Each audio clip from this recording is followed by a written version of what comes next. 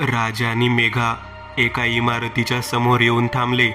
राज आणि मेघा बाईकवरून उतरले आणि समोर गेटजवळ उभ्या असलेल्या एजंटने त्याला हात केला.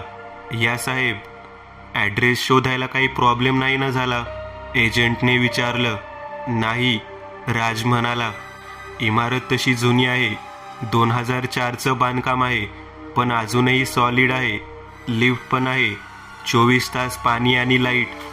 तसंच इथून 15 मिनिटाच्या अंतरावर लागणाऱ्या सगळ्या गोष्टी मिळतील असा स्पॉट आहे. एजंट आता त्यांना 3ऱ्या मजल्यावर घेऊन आला. 3ऱ्या मजल्यावरचे बहुतेक फ्लॅट बंदच दिसत होते. लोक राहत असावेत, पण दार आतून बंद होती. फ्लॅट 303चं दार उघडत त्या तिघांनी आत प्रवेश केला. आत शिरल्या मेघाला काही योग्य वाटत नव्हतं. तिचा चेहरा पडलेलाच होता. फ्लॅटच्या आत मेघाला का कुणास ठाऊक आत येताच विचित्र वाटू लागलं.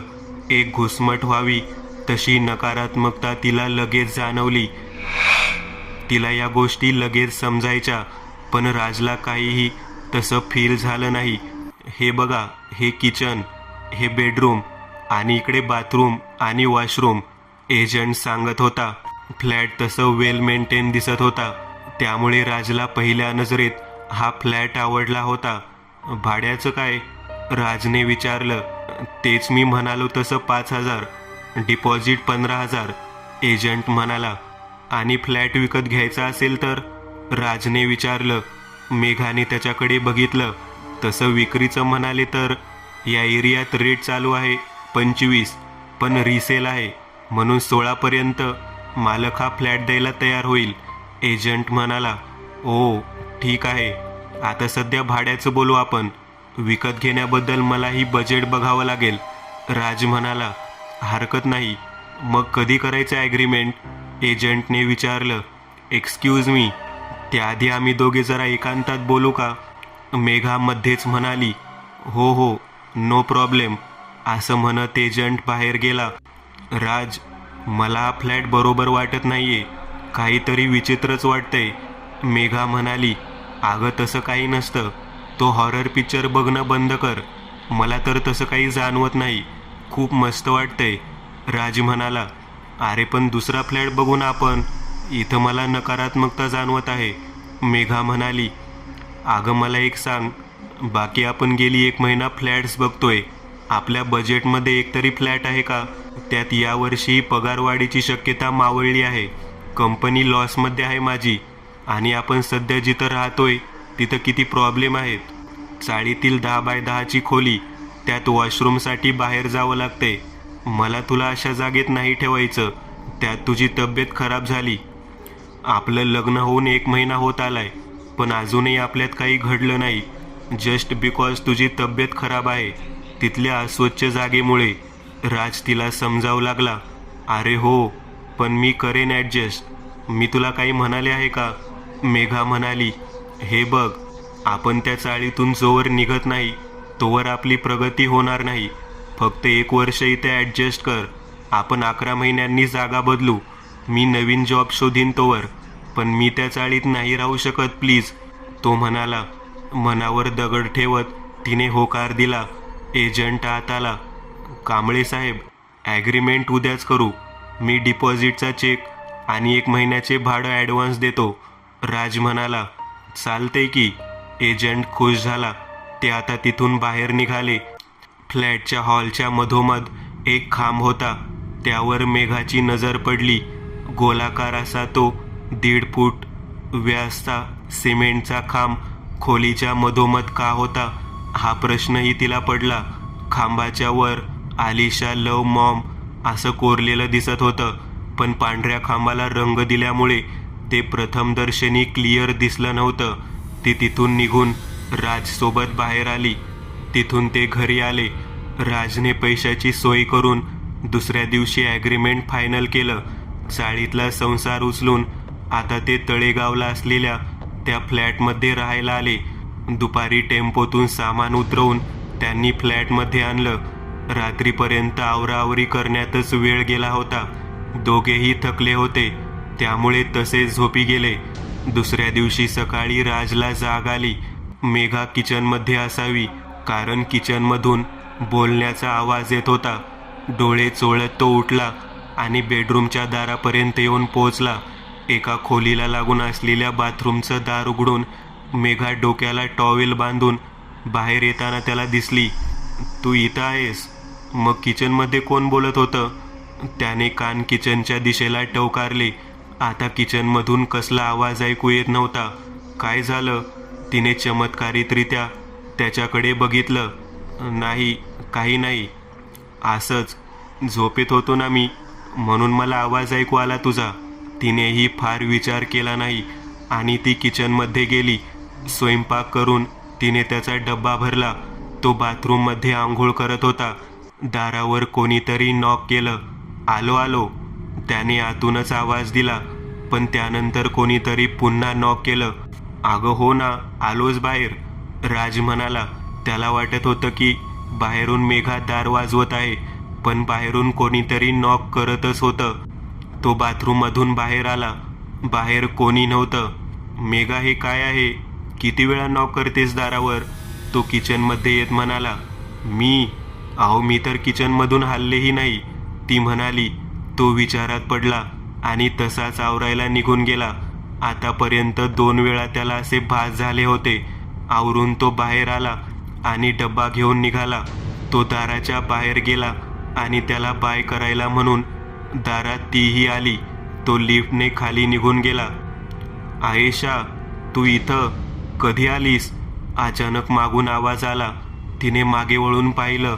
समोरच्या फ्लॅटच्या दारात उभी राहून एक म्हातारी बाई तिच्याकडे बघत बोलत होती. पांढरे केस, अस्ताव्यस्त झालेली साडी, चेहऱ्यावर वेडावल्यासारखे हावभाव. मेघाला काही कळलं नाही. आजी, तू परत बाहेर आलीस? चल लगेच आत, औषध घे. आणि लगेच मागून एक तरुण मुलगा बाहेर येत त्या म्हातारीला घेऊन जाऊ लागला. आयेशा, येते ग, परत भेटूच, म्हातारी जाता जाता म्हणाली. मेघा आत आली.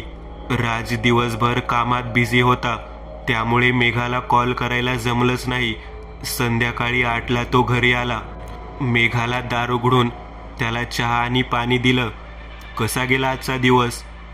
नवीन घरात त्याने विचारलं. मस्त गेला. तू म्हणालेलास ना हळूहळू रुळशील, तशी मी आज रुळले घरात. मेघा खूप जास्तच खुश दिसत होती. आज राजला वेगळं वाटत होतं. तिने जेवायलाही आज गाजराचा हलवा केला होता. रात्री जेवण झालं.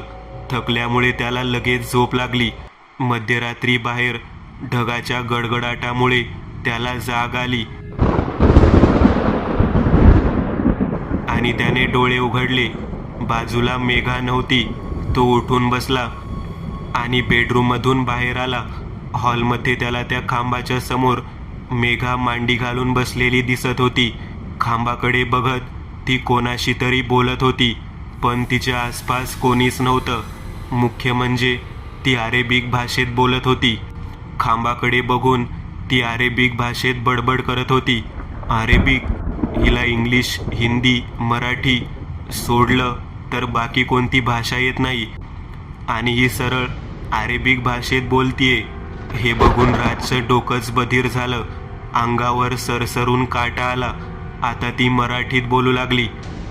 आलिशा बेटा, असं नाही करायचं, आम्ही तुझ्याशी बोलणारच नाही, असं म्हणत ती आता खांबाकडे पाठ वळवून बसली. तिच्या खांद्यावर सोडलेले मोकळे केस आपोआप बाजूला झाले आणि जणू कोणीतरी तिच्या खांद्यावर टेकावं तसा तिचा खांदा खाली गेला आणि मेघा हसायला लागली. तिचं हसणंही खूपच वेगळं होतं. मेघा, राज ओरडला, पण मेघाने लक्षच दिलं नाही. आलिशा, आता तू आराम कर, रात्र खूप झाली आहे ना, मेघा म्हणाली आणि खांबाकडे वळली. राजचं अंग थरथरत होतं. हे नक्की काय झालंय मेघाला? मेघा उठून उभी राहिली आणि राजच्या अगदी बाजूने त्याच्याकडे न बघताच हसत हसत बेडरूममध्ये गेली. राजचे हातपाय भीतीने गारठले होते. तो बेडरूममध्ये आला. ती अंगावर चादर घेऊन झोपली होती. राजही बाजूला येऊन आडवा झाला. ती गाढ झोपून गेली, पण राज रात्रभर भीतीने कावराबावरा झालेला. मेघा जी सुरुवातीला म्हणाली होती की इथं काहीतरी जाणवते, नकारात्मकता, ते आता त्याला पटलं होतं. पहाटे त्याचा डोळा लागला. सकाळी 7ला त्याला जाग आली. बाजूला मेघा नव्हती. तो रात्रीच्या घटनेने घाबरला होता. तो उठून बाहेर आला. ती किचनमध्ये होती. त्याने आत डोकावलं. मेघा स्वयंपाक करत होती. तिने मागे वळून बघितलं. उठला तुम्ही? आवरून घ्या, मी नाश्ता बनवते आणि डबा तयार आहे, ती म्हणाली. ती असं वागत होती की काही झालं नाही. तो बिथरलेला होता. आंघोळ करायला म्हणून तो बाथरूममध्ये गेला. आंघोळ करता करता त्याला दारावर कोणीतरी नॉक केल्याचं ऐकू आलं आणि काळजात धस झालं. त्याने नळ बंद केला आणि तो दाराजवळ दबा धरून बसला. पुन्हा एकदा नॉक झालं आणि त्याने दार उघडून बाहेर पाहिलं. बाहेर कोणी नव्हतं. फक्त जमिनीवर पडलेली एक छोटीशी बाहुली त्याला दिसत होती. बाहुलीचे मळकट कपडे, धुळीने चिकट झालेले केस आणि फुटलेला डोळा, सगळंच बघून त्याच्या काळजाचं पाणी पाणी झालं होतं. घरात बाहुली येण्याचं कारण नव्हतं, कारण घरात कोणतीच लहान मुलं नव्हती. त्याने दार बंद केलं. काहीतरी अमानवीय प्रकार आहे हे त्याला समजलं होतं आणि पुढच्या क्षणी बाहेरून एका लहान मुलीच्या हसण्याचा आवाज त्याला ऐकू आला आणि त्याच्या छातीत धस झालं. त्याने थरथरत दार उघडलं, पण बाहेर कोणी दिसलं नाही. आणि आता ती बाहुलीही नव्हती. तो आवरून बाहेर आला. मेघा नॉर्मलच दिसत होती. तिने त्याला डबा दिला. नाश्ता करतानाही तो घाबरलेलाच दिसत होता. तो घरातून बाहेर निघाला. ही गोष्ट कोणाशी बोलूही शकत नव्हता. यावर उपाय काय? दुपार झाली. लंच टाईममध्ये त्याचा मित्र सूरज त्याच्याशी बोलू लागला आणि त्याने सूरजला सगळं प्रकरण सांगितलं. माझ्या ओळखीत एक मांत्रिक आहे, जालिम उपाय करू आपण, तू घाबरू नकोस, पण तो फक्त शनिवारीच भेटू शकेल, असं सूरज म्हणाला. म्हणजे अजून 2 दिवस कसे तरी तुला काढावे लागतील, सूरज म्हणाला.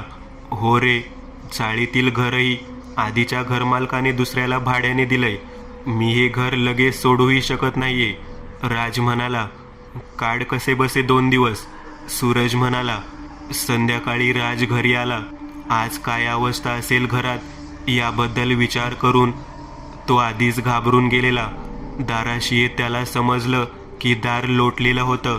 दार ढकलून तो आत आला आणि बेडरूमचं दार उघडून त्याने आत नजर टाकली आणि त्याचं डोकंच सुन्न झालं. नेहमी साडी नेसणारी मेघा आज काळा बुरखा आणि हिजाब घालून नमाज पद्धत होती. तिच्या बाजूला एक छोटी चटई दिसत होती. मेघा, हे काय करतेयस तू? तो म्हणाला, पण तिने काही प्रतिसाद दिला नाही. ती नमाज पाडत राहिली. त्याने खोलीचं दार बंद केलं आणि तो बाहेर आला. मोबाईलवर सूरजचा नंबर डायल केला. सूरज, अरे हिची अवस्था बिकट आहे. ती आता थेट नमाज पाडत आहे. काय? एक काम करतो, त्या मांत्रिकाला मी फोन करतो. रिक्वेस्ट करून आज त्याला तिथेच घेऊन येतो. प्लीज यार, मला खूप भीती वाटत आहे. काहीतरी कर, राज म्हणाला आणि फोन ठेवून दिला. त्याची नजर सहज किचनमध्ये गेली आणि त्याच्या तोंडून एक किंकाळी बाहेर पडली. किचनच्या ओट्यावर कोंबडी कापून टाकलेली होती. कोंबडीच्या पिसांनी सगळं किचन भरलेलं होतं. नशीब देवाचे फोटो वगैरे घरात नव्हते, नाहीतर तिने त्याचं काय केलं असतं कोणास ठाऊक. राजच्या कानाच्या मागून अचानक एक लहान मुलीच्या हसण्याचा आवाज ऐकू आला आणि राजने मागे वळून बघितलं. मागे कोणी नव्हतं, पण काही अंतरावर हॉलच्या त्या पिल्लरच्या जवळ एक बाहुली पडलेली होती. बेडरूमच्या दारावर आतून धाडकन मारायचा आवाज ऐकू आला. राजच्या काळजावर हादरा बसला. ती जोरात लाथा घालत होती. हे समजत होतं. हे उघड दार, दार उघड, मला माझ्या पोरीला बघू दे, दार उघड, म्हणत तिने घातलेल्या एका जोरदार लाथेत दार तुटून बाहेर पडलं आणि तिचं रूप आता भयंकर झालं होतं. अंगावर काळा बुरखा, केस मोकळे सोडले होते, त्यामुळे चेहराही दिसत नव्हता. केस बाजूला करत तिने त्याच्याकडे बघितलं. तिचे डोळे पांढरे पडले होते. चेहऱ्यावर एक वेडावल्यासारखं हास्य होतं. अचानक तिने त्याच्या मागे नजर स्थिरावली. त्यानेही ती बघत असलेल्या जागी नजर वळवली आणि आता मात्र त्याची बोबडीच वळली. खांबाच्या आडून एक लहान मुलगी पाठमोरी उभी असलेली त्याला दिसत होती. त्याचे पाय आपोआप दरवाजाकडे धावू लागले आणि तो जीव मुठीत घेऊन दारातून बाहेर पडला आणि दार बंद करून घेतलं. ती आली आहे परत. हो, आयशा आली आहे. मागून कोणीतरी खांद्यावर हात ठेवला आणि राजचा हार्ट फेल होता होता राहिला. मागे वळून पाहिलं तर तीच शेजारी राहणारी म्हातारी होती. घाबरलेल्या अवस्थेत तो पळत खाली आला आणि तितक्या सूरजचा फोन आला. राज, तो मांत्रिक आणि मी 1 तासात तुझ्या घरी येतोय. तू घरातून बाहेर पड आणि तिला कुठेही जाऊ देऊ नकोस. सूरज म्हणाला. हो, मी खाली आलोय. राज म्हणाला. 1 तास खाली उभा राहून तो वाट बघत राहिला आणि काही वेळातच सूरज बाईकवरून येताना दिसला. मागे एक साधारण असा माणूस बसलेला होता. अंगावर साधा पांढरा शर्ट आणि पायजमा, कपाळावर एक तिळा, ना गळ्यात कुठली माळ ना आणखी काही, खांद्याला एक पिशवी. ते बाईकवरून उतरले. हेच ते महाराज, सूरज म्हणाला. राजने नमस्कार केला. प्लीज तिला वाचवा, प्लीज तिला वाचवा, परिस्थिती हाताबाहेर चालली आहे. राज म्हणाला. चला आपण वर जाऊन बघू. मांत्रिक म्हणाला. तिघेही वर आले. दाराची कडी काढत राजने सावधपणे दार उघडलं. राज, त्याच्या मागे मांत्रिक आणि सूरज असे तिघे आत आले. या खांबातच काहीतरी आहे गुरुजी. मला इथं एक पोरगी दिसली आणि काल रात्री मेघा याच खांबाशी येऊन बडबड करत होती. मांत्रिक खांबाशी आला आणि त्याने खांबावर हात ठेवला. 3 सेकंदात त्याने हात झटका देत मागे घेतला. याच खांबातून नकारात्मकता या घरात पसरलेली आहे. या खांबात एक अतृप्त आत्मा आहे. मांत्रिक म्हणाला. आता ते चालत बेडरूम जवळ आले. आतमध्ये मेघा नव्हती. तिथून किचनकडे ते तिघे चालू लागले. मांत्रिकाने दोघांना बाजूला करत आत डोकावलं आणि विभत्स्य दृश्य त्याच्या नजरेला पडलं. कच्ची कोंबडी मेघा जनावरासारखी खात होती. डोळे पांढरे करत तिने वर फिरवले होते. मांत्रिकाने खांद्याला लावलेल्या पिशवीतून एक कुंकवाची पुडी काढली. पुडीतील कुंकू मुठीत धरत त्याने मंत्र म्हणत आत प्रवेश केला आणि तिच्या अंगावर उधळलं आणि ती एका वेगळ्या स्त्रीच्या आवाजात किंचाळू लागली. हातातली अर्धवट खाल्लेली कोंबडी तिने बाजूला फेकली आणि ती जमिनीवर गडाबडा लोळू लागली. मांत्रिकाने पिशवीतून काळा चाबूक काढला आणि तिच्यावर 1-2 फटके मारले. ती विवळू लागली आणि जागीच अशक्त होऊन पडून राहिली. हिला बाहेर घेऊन या त्या खांबाजवळ. मांत्रिक बाहेर आला. राजा आणि सूरजने तिला उचलून बाहेर आणलं, पण त्यांना सतत असं जाणवत होतं की किचनमध्ये कोणीतरी आजूबाजूला आहे. खांबाजवळ मांत्रिकाने एक मोठं वर्तुळ त्या खांबाभोवती आखलं होतं. त्याच वर्तुळात तिला बसवलं. तुम्ही दोघे बाहेर थांबा या वर्तुळाच्या, मांत्रिक म्हणाला आणि त्याने तिच्यावर मंत्रवत कुंकू टाकत मंत्र म्हणायला सुरुवात केली. मध्ये मध्ये तो त्या खांबालाही कुंकू लावत होता. बोल, कोण आहेस तू? बोल, आणि का धरला आहेस हिला? मांत्रिकाने चाबूक तिच्यावर मारत विचारलं. आयशा आहे मी. मला हिचं शरीर हवं आहे. माझ्या पोरीला मला भेटायचं आहे. तिच्या जवळ राहायचं आहे मला. ती एका वेगळ्याच आवाजात बोलत होती. सोड हिचा पिछा, नाहीतर जाळून टाकीन तुला, असं म्हणत त्याने अजून 3 चाबूक तिच्यावर मारले. ती विवळू लागली. नाही सोडणार. आता मांत्रिक खांबाजवळ आला आणि त्याने खांबावर चाबूक मारायला सुरुवात केली आणि आता मात्र मेघा तडफडू लागली. ए, नको मारूस माझ्या पोरीला, असं म्हणत ती ओरडू लागली आणि वर्तुळाच्या बाहेर यायचा प्रयत्न करू लागली. मांत्रिकाने आता खांबावर फटके मारणं सुरूच ठेवलं आणि मेघाच्या ओरडण्याच्या आवाजात एका लहान मुलीच्या किंचाळण्याचा स्वरही एकत्रित होऊन ऐकू येत होता. राजने खांबाकडे बघितलं आणि त्याचं डोकंच सुन्न झालं. खांबातून आता आपोआप पाणी बाहेर येत होतं. तिला नको मारूस, मी सोडते हिचं शरीर, पण पोरीला नको मारूस, मेघा म्हणाली. परत इथं यायचं नाही, कळलं का? समोरच्या खिडकीतून निघून जायचं कायमची. मांत्रिक म्हणाला. नाही येणार, जाते मी. पुढच्या क्षणी समोर असलेल्या बंद खिडकीची काच आपोआप फुटली आणि मेघा जमिनीवर कोसळली. मांत्रिकाने त्या खांबाभोवती एक मंत्रवत असा धागा गुंडाळून घेतला आणि खांबाच्या आतून एका लहान मुलीच्या रडण्याचा आवाज आता स्पष्टपणे ऐकू येत होता. खांबाभोवती धागा गुंडाळत त्याने दुसरा एक धागा मेघाच्या हातात बांधला. आता पुढच्या क्षणी सगळं शांत झालं. आता घाबरायचं काही कारण नाही. तुमची बायको सुरक्षित आहे, मांत्रिक म्हणाला. राजने मेघाला त्या वर्तुळातून बाहेर काढलं आणि उचलून तो तिला बेडरूममध्ये घेऊन गेला. बेडरूमचं दार बंद करत तो बाहेर आला. आता काळजीचं काही कारण नाही. आता तुमची बायको सुरक्षित आहे. पण माझं ऐकाल तर या घरात आता राहू नका. इथे एका लहान मुलीचा आणि तिच्या आईचा आत्मा भटकत आहे. कोणतीही नवविवाहित स्त्री या घरात आली तर तिला भूतबाधा होणार हे नक्की. खूपच अशुभ जागा आहे ही. त्यामुळे माझं ऐकाल तर लवकरात लवकर इथून बाहेर निघा, मांत्रिक म्हणाला. मी आजच इथून निघीन, राज म्हणाला. मांत्रिक पैसे घेऊन तिथून निघून गेला. सूरज आणि राज आता खाली आले. आता काळजी करू नकोस. आता वहिनी सुरक्षित आहे. माझं ऐकशील तर आता वेळ घालवू नकोस. माझ्या बिल्डिंगमध्ये एक खोली रिकामी आहे. तो घरमालक मला कालच विचारत होता. एखादे भाडेकरू असेल तर सांग, सूरज म्हणाला. अरे पण एवढं सगळं सामान शिफ्ट करायला वेळ तर लागेलच ना, राज म्हणाला. एक काम कर, आता आवश्यक गोष्टी आहेत तेवढ्या बरोबर घे.